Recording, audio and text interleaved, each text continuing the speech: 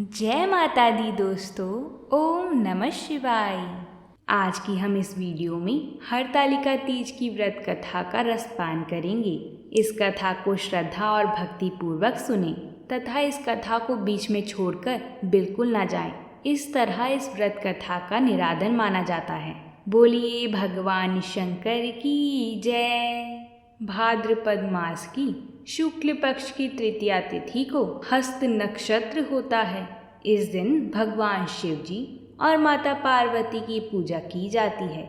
इस व्रत को कुंवारी तथा सौभाग्यवती स्त्रियां ही करती हैं। इस व्रत को करने वाली स्त्रियां पार्वती माता के समान सुखपूर्वक अपने पति के साथ रहकर स्वर्ग लोक को जाती है।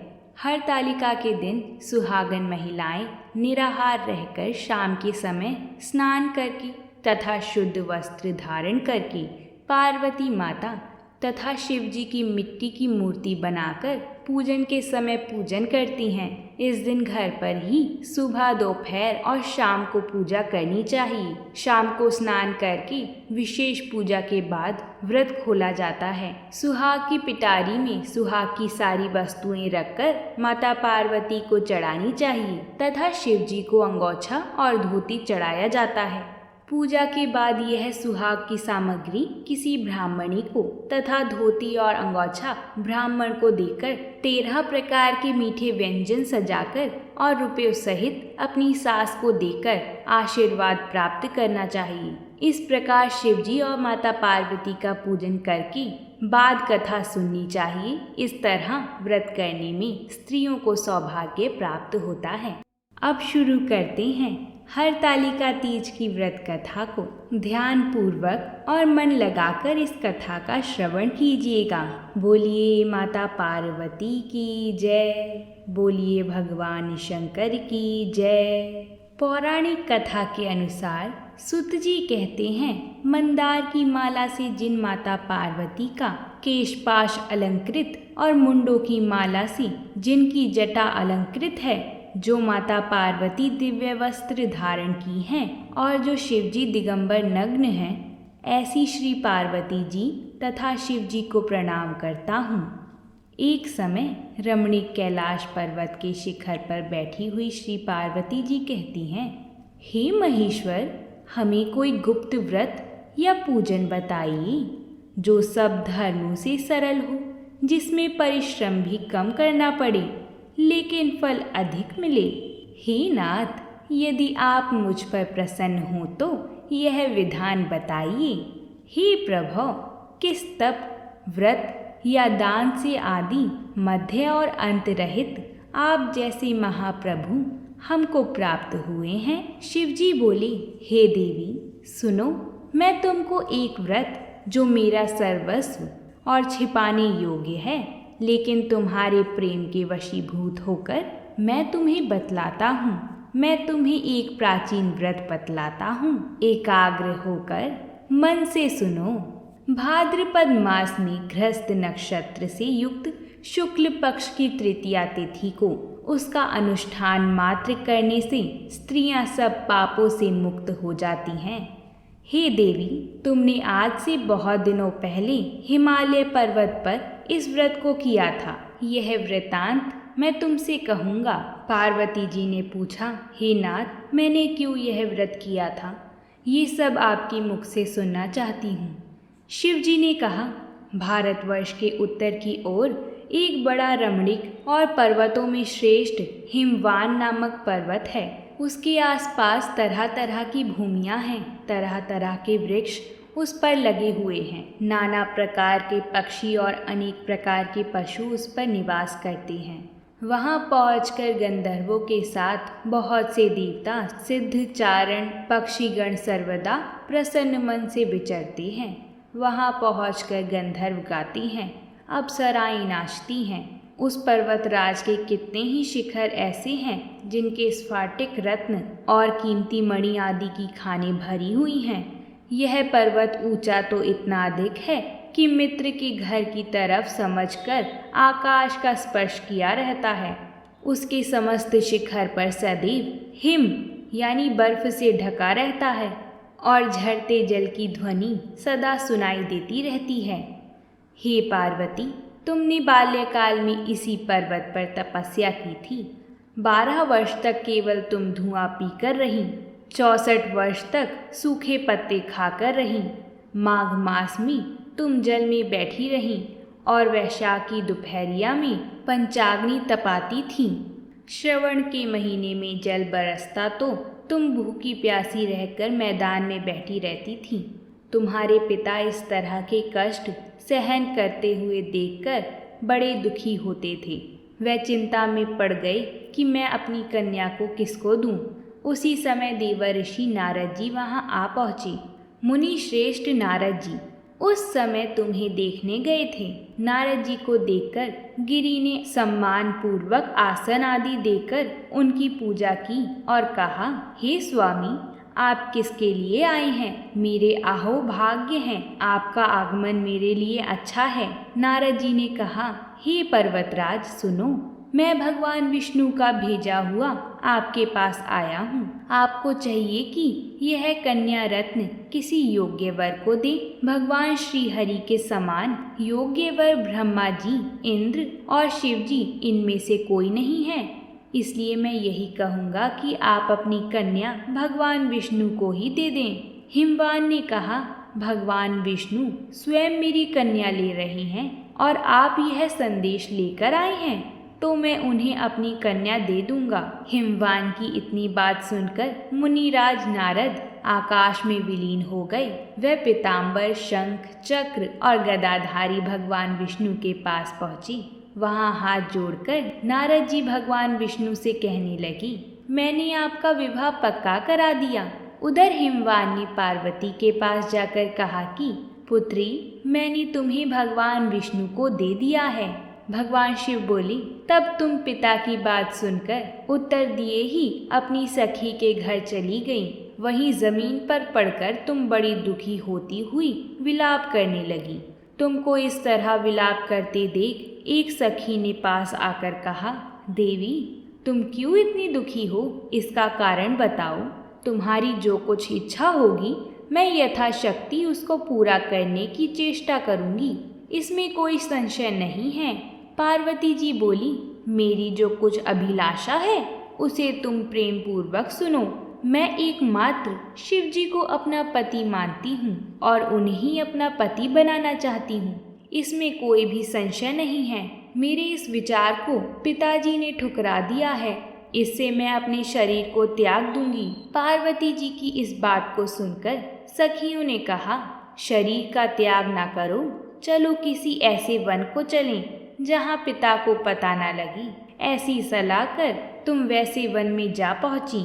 उधर तुम्हारे पिता घर घर तुम्हें खोजने लगे। दूतों द्वारा भी समाचार लेने लगे कि कौन देवता या किन्नर मेरी पुत्री को हर ले गया है। उन्होंने मन ही मन में कहा, मैं नारद जी के आगे प्रतिज्ञा कर चुका हूँ कि अपनी पुत्री भगवान विष्णु को दूंगा। ऐसा सोचते सोचते हिमवान मूर्छित हो गए। गिरिराज को मूर्छित देखकर सब लोग हाहाकार करके दौड़ पड़े। जब होश हुआ तो सब पूछने लगे कि गिरिराज, आप अपनी मूर्छा का कारण बताइए। हिमवान ने कहा, आप लोग मेरे दुख का कारण सुनिए। ना मालूम कौन मेरी कन्या को हर ले गया है। ऐसा नहीं हुआ तो उसे किसी काले सांप ने काट लिया या सिंह खा गए होंगे। हाय हाय, मेरी बेटी कहाँ गई? किसी दुष्ट ने मेरी पुत्री को मार डाला। ऐसा कह के वे वायु के झोंके से कांपते हुए वृक्ष के समान कांपने लगे। शिवजी बोले, इसके बाद हिमवान तुम्हें वन वन खोजने लगे। वह वन भी सिंह, भालू, हिंसक जंतुओं से बड़ा भयानक हो रहा था। तुम भी अपनी सखियों के साथ उस भयानक वन में चलती चलती एक ऐसे स्थान पर जा पहुंची जहाँ एक नदी बह रही थी। उसके रमणीय तट पर एक बड़ी सी कंदरा थी। तुमने उसी कंदरा में आश्रम बना लिया और मेरी एक बालू की मिट्टी से प्रतिमा बनाकर अपनी सखियों के साथ निराहार रहकर मेरी आराधना करने लगी। जब भाद्रपद शुक्ल पक्ष की हस्तयुक्त तृतीया तिथि प्राप्त हुई तब तुमने मेरा विधिवत पूजन किया और रात भर जागकर गीत गायन से मुझे प्रसन्न करने में बिताया। उस व्रत राज के प्रभाव से मेरा आसन डगमगा उठा, जिससे मैं तत्काल उस स्थान पर जा पहुंचा जहां पर तुम अपनी सखियों के साथ रहती थीं। वहां पहुंचकर मैंने तुमसे कहा कि मैं तुम पर प्रसन्न हूँ, बोलो क्या चाहती हो। तुमने कहा, मेरे देवता, यदि आप मेरे ऊपर प्रसन्न हैं तो मेरे पति बने। मैंने तथास्तु कहकर कैलाश पर्वत पर वापस आने पर तुमने वह प्रतिमा नदी में प्रवाहित कर दी और सखियों के साथ उस महाव्रत का पारण किया। हिमवान भी तब तक उस वन में तुम्हें खोजते हुए आ पहुँचे। चारों दिशाओं में तुम्हारी खोज करते करते वे व्याकुल हो चुके थे, इसलिए तुम्हारे आश्रम के समीप पहुँचते ही गिर पड़े। थोड़ी देर बाद उन्होंने नदी के तट पर दो कन्याएं देखी। देखते ही उन्होंने तुम्हें छाती से लगा लिया और विलाप कर रोने लगी। फिर पूछा, पुत्री, तुम सिंह, भालू आदि जंतुओं से भरे इस वन में क्यों आ पहुंची? पार्वती जी ने उत्तर दिया, हे पिताजी, मैंने पहले ही अपने आप को शिव जी के हाथों सौंप दिया था। आपने मेरी बात टाल दी, इससे मैं यहाँ चली आई। हिमवान ने समझाया कि हे पुत्री, मैं तुम्हारी इच्छा के विरुद्ध कुछ ना करूँगा और तुम्हें अपने साथ घर ले आई और मेरे साथ तुम्हारा विवाह करा दिया। इसी से तुमने मेरा अर्धासन पाया। तब से आज तक किसी के सामने मुझे यह व्रत प्रकट करने का अवसर नहीं प्राप्त हुआ। हे देवी, मैं यह बताता हूँ कि इस व्रत का हरतालिका नाम क्यों पड़ा। तुमको सखियाँ हर ले गई थी, इससे हरतालिका नाम पड़ा। पार्वती जी ने कहा, हे प्रभु, आपने नाम तो बताया, अब हरतालिका व्रत की विधि भी बताएं। इसका क्या पुण्य है, क्या फल है, यह व्रत कौन करे? भगवान शिव जी पार्वती जी से कहते हैं, हे देवी, मैं स्त्री जाति की भलाई के लिए यह उत्तम व्रत बतला चुका हूँ। जो स्त्री अपने सौभाग्य की रक्षा करना चाहती हो वह यत्न पूर्वक इस व्रत को करे। पहले केले के खम्भे आदि से सुशोभित एक सुंदर मंडप बनावे, उसमें रंग बिरंगे रेशमी कपड़ों से तोरण लगाकर चंदन आदि सुगंधित द्रव्यों से वह मंडप लीपे। फिर शंख, भेरी, मृदंग आदि बजाते हुए बहुत से लोग एकत्रित होकर तरह तरह के मंगलचार कहते हुए उस मंडप में पार्वती जी तथा शिव जी की प्रतिमा स्थापित करें। उस रोज दिन भर उपवास कर बहुत से सुगंधित फूल, गंध और मनोहर धूप, नाना प्रकार के नैवेद्य आदि एकत्र कर मेरी पूजा करें और रात भर जागरण करें। उस ऋतु में जो फल तथा फूल मिले उसे विशेष रूप से रखें। इसके बाद धूप दीप आदि से पूजन कर प्रार्थना करें, हे शिव, शिव रूपिणी, हे मंगले, सब अर्थों को देने वाली देवी, हे शिव रूपे, आपको नमस्कार है। हे शिव रूपे, आपको सदा के लिए नमस्कार है। हे ब्रह्म रूपिणी, आपको नमस्कार है। हे जगजननी, आपको नमस्कार है। हे सिंहवाहिनी, संसार के भय से भयभीत मुझ दीन की रक्षा करो। इस कामना की पूर्ति के लिए मैंने आपकी पूजा की है। हे पार्वती जी, मुझे राज्य और सौभाग्य दें, मुझ पर प्रसन्न हो।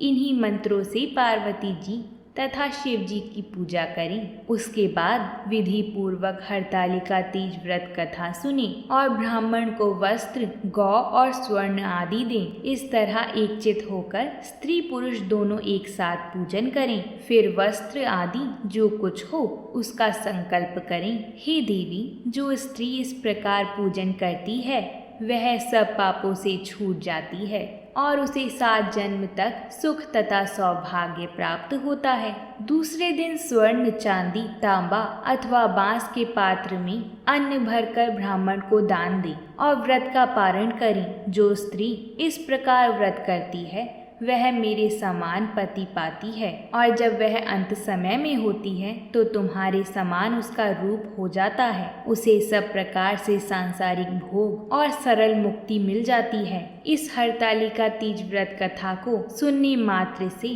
प्राणियों को 1000 अश्वमेघ यज्ञ और सैकड़ों वाजपेयी यज्ञ करने का फल प्राप्त होता है। हे देवी, मैंने यह सब व्रतों में उत्तम व्रत बतलाया है, जिसके करने से प्राणी सब पापों से छूट जाता है। इसमें कुछ भी संशय नहीं है। हे प्रभु, इस कथा को कहने वाली, सुनने वाली अथवा हुंकार भरने वाली सभी पर अपनी कृपा दृष्टि बनाए रखना। बोलिए माता पार्वती की जय, बोलिए भगवान शंकर की जय। इस तरह हमारी हरतालिका तीज की व्रत कथा पूर्ण होती है। आइए अब हम अखंड सौभाग्य की कथा को सुनते हैं। आज के दिन अखंड सौभाग्य की कथा को सुनने का बड़ा महत्व है। मान्यताओं के अनुसार इस कथा को सुनने से सुहागन महिलाओं को अखंड सौभाग्य की प्राप्ति होती है। भगवान शंकर का नाम लेकर आज के इस पवित्र हरतालिका तीज पर अखंड सौभाग्य की कथा को शुरू करते हैं। एक नगर में एक ब्राह्मण और ब्राह्मणी रहते थे। उनके 5 बेटियां थीं। पांचों बेटियां विधि विधान से देवाधिदेव महादेव और माता पार्वती का विधि पूर्वक पूजन करा करती थीं। अमर सुहाग की कहानी को सुना करती थीं। पूजा के समय चारों बेटियां दीपक जलाती तो पूजा पूर्ण होने तक जलता रहता, परंतु 5वीं बेटी का दीपक कहानी सुनने से पहले ही बढ़ जाता। यह देखकर 5वीं बेटी को चिंता होने लगी। सभी बहनों का दीपक तो जलता है, मेरा दीपक क्यों बढ़ जाता है। एक दिन 5वीं बेटी ने घर जाकर माँ को सारी बात बताई। तब माँ ने कहा, बेटा इसमें चिंता की कोई बात नहीं है, कल से तू दीपक में घी अधिक डाल देना। बेटी ऐसा करने लगी। कुछ समय पश्चात ब्राह्मण ने 5 बेटियों का विवाह कर दिया। चारों बेटियों के घर में अन्न धन के भंडार भरे थे, परंतु 5वीं बेटी की आर्थिक स्थिति थोड़ी कमजोर थी। उसका पति जंगल से लकड़ी काट कर लाता और उसी से उनका गुजर बसर होता, परंतु 5वीं बेटी संतोषी व बहुत समझदार थी, कभी किसी से शिकायत नहीं करती थी। विवाह के बाद भी महादेव और माता पार्वती का पूजन किया करती थी। एक दिन उसका पति कम लकड़ियां लेकर आया तो उसने पूछा, क्या हुआ जी, आज लकड़ी कम लाए हो?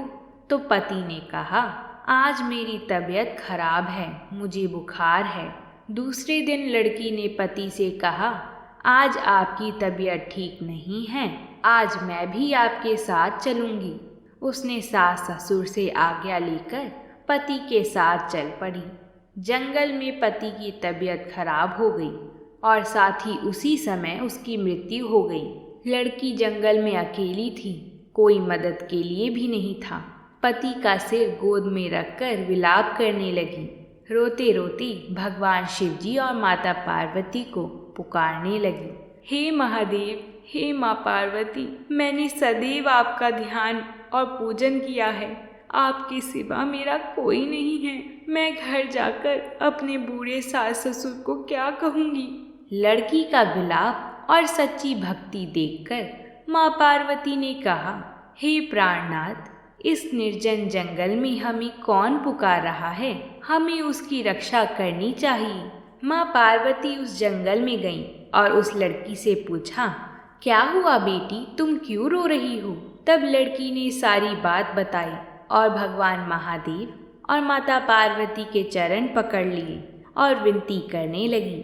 भगवान शिवजी और माता पार्वती ने उसकी पूजा से प्रसन्न होकर उसके पति को जीवन दान दिया और आशीर्वाद दिया कि जो कोई भी सुहागन स्त्री श्रद्धा और भक्ति से अमर सुहाग की कथा को सुनेगी व पूजन करेगी, वह सदैव अखंड सौभाग्यवती रहेगी। उसके सुख संपत्ति अन्न धन के भंडार सदैव भरे रहेंगे।